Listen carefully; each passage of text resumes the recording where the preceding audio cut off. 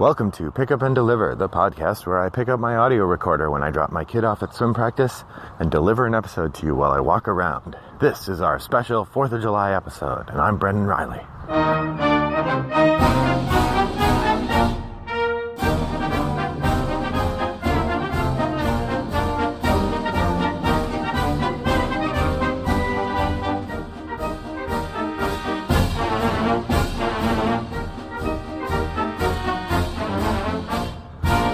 Well, good morning, listeners, and a happy 4th of July to you. If you're an American, I imagine you're celebrating in some way, or at least aware of the fact that you can't go to the bank. If you're not American, or not from the United States anyhow, thanks for listening anyway. This episode is being released on the 4th of July, which is our holiday in which we celebrate our national independence and from Great Britain, and spend some time thinking about where we came from and where we're going, or at least some of us do. I'm not always super proud of America. I often am, and I think there's something to be said for the grand experiment of democracy and freedom. But we go through trying times as well as good times, and that said, there's a lot to think about and enjoy. So today, what I wanted to do is spend a little bit of time thinking about the positives in the state of the nation and our history, and talk about games a little bit that I think might be connected to that in some way. Most of the games I'm going to pick here are... before I forget, the music in this episode is, you can find specifics about what music I'm using on the show notes at rattleboxgames.com for today's episode. So my approach today was to make a list of things I thought sort of relevant themes about the 4th of July, and then some games that I thought would be worth thinking about and talking about in that context. So sort of like if you wanted to play a game based around the theme of the 4th of July, you would do so. Here's some games you could do so. Because this is a very personal take on the 4th of July, I'm trying to stick to games that I have in my collection. Although for this first topic, I do have a couple games that aren't, because I just don't have many games that fit very well. So the purpose of the 4th of July holiday is to celebrate the signing of the Declaration of Independence, which I believe was actually signed on July 2nd, but by the time that it was all finished and they were ready to release it to the public, they decided on July 4th as the official day where they declared it erased. As a side note, if you've ever heard someone say, instead of put your signature there, put your John Hancock there, they say that because John Hancock famously signed it in huge letters. He was one of the most ostentatious signers of the Declaration of Independence. So there's a humor in the gigantic nature of his signature.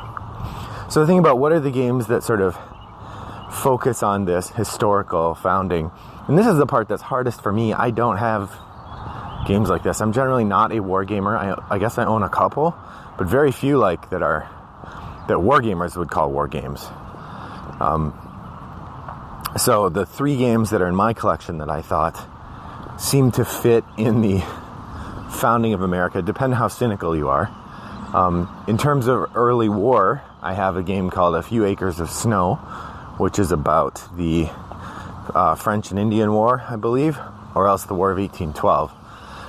Either way, these are early wars within 100 years of the founding of the country, and I guess I could play one of those if I felt like experiencing questions of the military in that context, but chances are I wouldn't. If you have a slightly more cynical view of the founding of America, you could play Small World, which is about, ostensibly it's an area control game, but the notion of it is that when you have a new race, because they're all fantasy races like trolls and wizards and whatever, when you have a new race, it enters into the land and it kills all the stuff that came before it and takes over the land, and there's this kind of manifest destiny to the game that fits the American ethos in a way that I wouldn't say is entirely positive, in that, like I said, you kill off the people who came before you.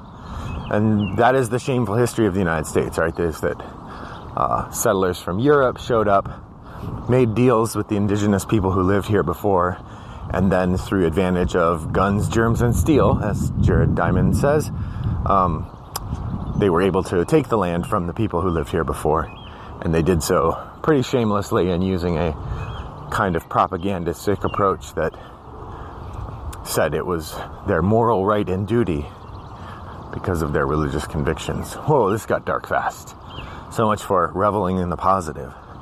But so Small World would be a game you could play if you want to sort of enjoy the imperial tradition of America. Or the other game that's sort of quintessentially American, both in its history and in its actual gameplay, would be Monopoly. Right? If you don't know the history of Monopoly, it was founded as an abject lesson in how awful capitalism is, right? It was originally called the Landlord's Game, and it was supposed to make us reflect on the fact that only one person gets to win and everybody else ends up bankrupt.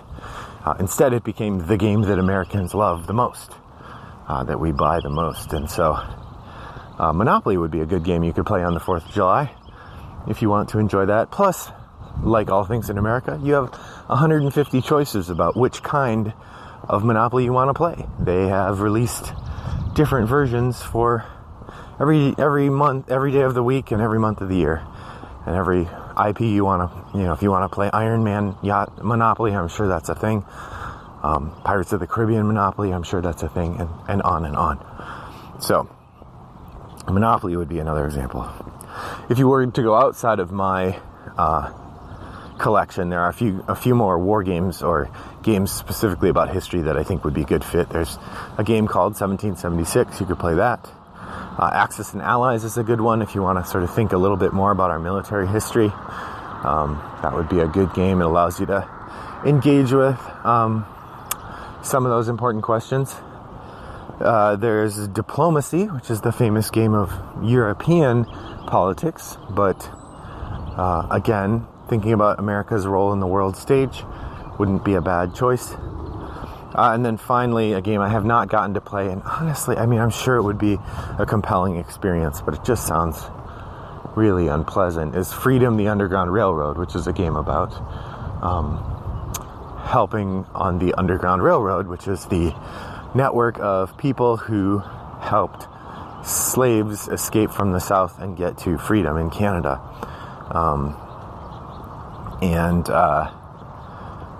That is a pretty positive piece of the American history, despite the fact that only existing because of the institution of slavery, nonetheless. So that would be a game you could play that I think celebrates some of the good in America, right? The advantage of the experiment is that we can make change, and we can make change for the better. Regarding independence and history, it feels like those are the examples that you could start with. In America, Independence Day is also a lot about family. Most people see the 4th of July as a holiday to spend with family and friends. It's not uncommon for us to spend time outside barbecuing or go to the park to enjoy the day. America being in the United States being in North America, the summer is the warmest time for us, so it's generally going to be a holiday where we have a good chance of having good weather. So people will often go to the lake or the pool, and just the idea is to enjoy yourself, to get together with family and friends and celebrate the day, because everybody's got the day off. So I was thinking about what kinds of games, for me, grab that family and friend mentality. I was trying to think about a co-op. Which co-op do I find most fits our family dynamic? And I think Marvel Legendary actually is one that would be a good fit for if my family decides to play a game and we want to play something all together. That's a really good one. It's a little too easy, the base box, but it's really satisfying to play together. It's really fun. You get to be Marvel superheroes, which is a sort of quintessentially American thing, or has a pretty solid American pedigree. For those who haven't played Legendary, it is a cooperative game where you play one of the dispatchers for S.H.I.E.L.D., the Marvel Universe police agency that orders the superheroes around. And there's some sort of problem in the city. It'll be one of the villains, like the Red Skull or Loki or whatever. And you pick 5 heroes that are going to get together and try to go deal with that problem. So it's a deck builder, meaning there's a row of cards you can buy from. And the method for the game is that there's a row of cards that represent the villains, and those sort of march across the board. And while they're around, you can deal with them using these attack icons. And one of the currencies in the game are these attack icons. Or you can deal with them by, or if you let them go, then something bad will happen. And over the course of the game, bad things happen, and eventually you lose if you wait too long, or you win if you are able to wipe out the boss, who shows up several times. So that's how Marvel Legendary plays. It is a cooperative game. It's got this weird, if you're going to use scoring, you shouldn't use scoring. It's got this weird thing where you, after you're done, you add up all of the points that each player earned. And even though it's a cooperative game, you decide who won. Which is a pretty strange choice, but makes for an interesting experience. So that's Marvel Legendary, and something I would recommend. They have a bazillion expansions for it, so you could engage with it in a variety of ways. The other game that I would point to as generally a very satisfying family experience for us is Love Letter. Now, Love Letter is not a cooperative game. It's a competitive game in which each player represents I don't know what you'd call them, a suitor to the princess. And your goal is to get a note to her, a love letter, so that she can find out how much you love her. And the way it works is you each have a card, and you're trying to play, and you draw another card, and you play one of the 2 that you have for its power, and you hold on to the other.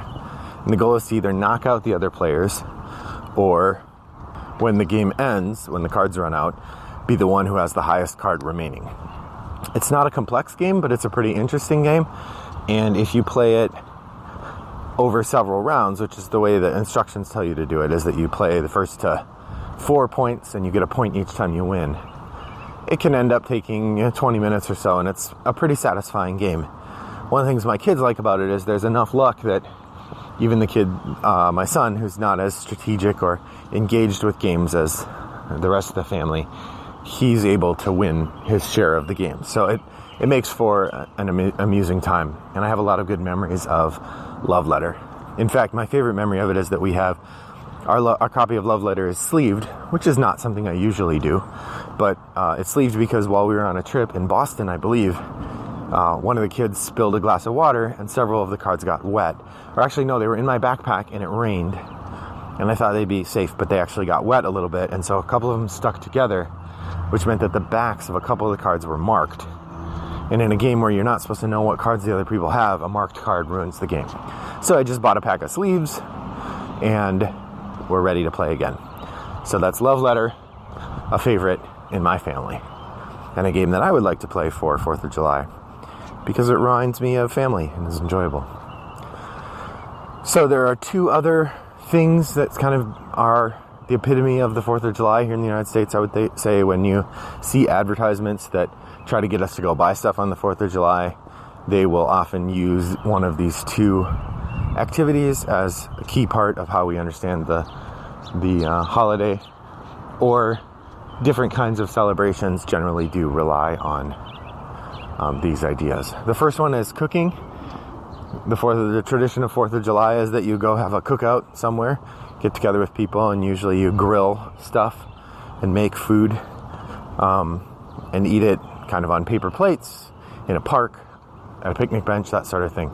So I was looking at my game collection, and there's one game I have that sort of feels like cooking, although it's not particularly American cooking, and that's Walk Star. No, not Walk Star, Walk on Fire. Walk Star is another game I don't have, but that's how my brain's working this morning. Walk on Fire is a set collection game based around stir fry. And part of the fun of it is you get a card that's a looks like a spatula, and you get to flip cards over like you're stir-frying them. And that's quite enjoyable. The game suggests that because after you take a couple ingredients, you add more to the wok, which is just a circle on the table. But the instructions that the game gives you for how to add them is really weird. It wants you to like kind of toss the cards in. I don't know. We don't really understand it, so we just kind of throw them in by hand rather than flicking them in or whatever the instructions tell you to do. That's Wok on Fire, a game that I will play if I want us to think about cooking a little bit. And the last game I wanted to mention today, the thing that probably the most iconic piece of the American experience regarding 4th of July are fireworks. While we do shoot off fireworks at various other times, in America it's kind of tradition to shoot off fireworks on the 4th of July. People go watch them, it's a big deal. So, the obvious game to play when you're thinking about fireworks is Hanabi. I've talked about Hanabi before. It's a game where your cards are facing away from you, and so in order to play, you're telling each other what kinds of cards you're going to be, what kind of cards each person has. You're giving clues, and trying to figure out which cards you have and play them in order. It's really fun. Not super deep, but pretty interesting. The reason I bring it up in the context of fireworks is that the theme is that you are Imperial fireworks crafters, and someone has knocked over the fire source, and so now there's a wick burning. So your goal is to arrange the firework displays in order before they get set off by the timer. And if you're too slow or you make too many mistakes, then the timer will go off and you will get a bad score because you didn't arrange them in order before they blew up. The game doesn't really articulate what happens to you when they blow up, but perhaps the honor of a good fireworks display for the Emperor exceeds your own personal safety. I don't know. Like I said, it's a pretty light theme,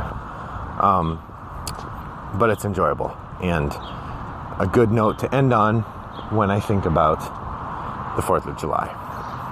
So thanks for joining me on this special episode of Pick Up and Deliver, in which we talk about the 4th of July. I have one more episode. When I'm recording this, I have one more episode in the can, and then I'm going to be on a trip, so it's possible that the production schedule may slow a little bit. I'm going to see how many I can kind of get in the bank before I go.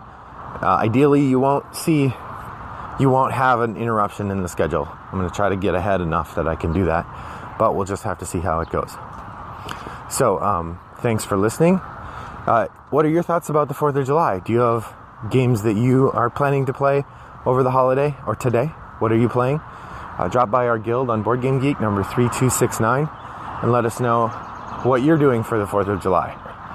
For those of you outside the country, outside the United States, tell us about your Independence Day. What day does your country celebrate that you would say is closest to Independence Day? Does yours have your own Independence Day? Do you celebrate another kind of national holiday? And what are the traditions and games that you think go with that? Thanks to everybody who's taken the time to comment in the guild. It's been really fun engaging with you and listening to or reading your reactions to the show. It means a lot to me. If you would like to help other people find the show, mentioning it to your friends is a great way to do it. I haven't checked to see if we have any reviews on any of the review sites, but if you could pop over to iTunes and give us a review, give me a review, I guess, or wherever you get your podcast from, that helps raise the visibility of the show and would get us some more listeners. So that would be great if you can do that. If not, no problem either. So once again, I hope that you have a lovely holiday, and thanks for listening. I'll talk to you next time. Bye-bye.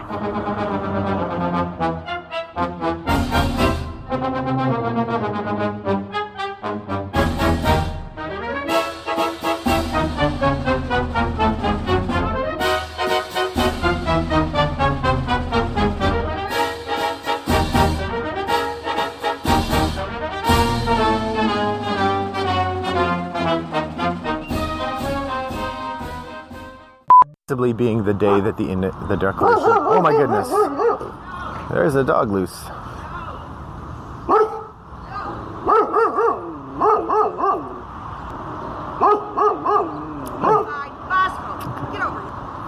Okay.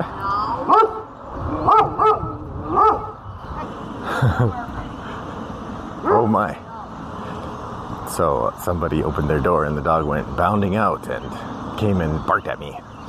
And I froze because that's what you do when a big dog is barking at you. I guess I could run away, but then you get chased.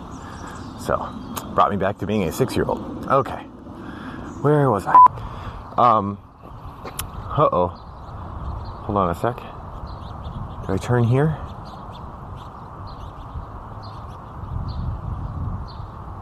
Do I go up one more? I think I turn here. Okay. Good morning. In less than an hour, aircraft from here will join others from around the world. And you will be launching the largest aerial battle in the history of mankind. Mankind, that word should have new meaning for all of us today. We can't be consumed by our petty differences anymore. We will be united in our common interest. Perhaps it's fate that today is the 4th of July, and you will once again be fighting for our freedom. Not from tyranny, oppression, or persecution, but from annihilation. We're fighting for our right to live, to exist. And should we win the day, the 4th of July will no longer be known as an American holiday, but as the day when the world declared in one voice, we will not go quietly into the night. We will not vanish without a fight. We're going to live on. We're going to survive. Today, we celebrate our Independence Day.